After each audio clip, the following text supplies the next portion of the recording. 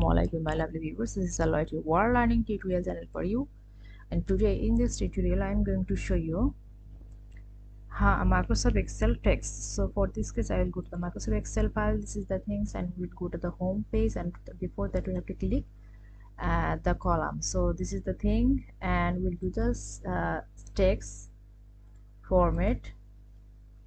See, the things has been changed. So do this thing. See, if one is score,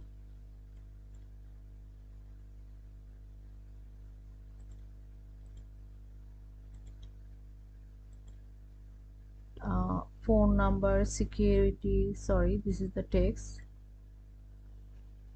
Text format cell are treated as text when the number in the cell will display exactly entered. See, we will not get the things. This is the thing we will work.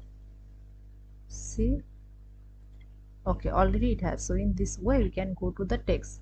So thank you so much for watching this video. Please subscribe this channel. Hopefully this tutorial will help you so much.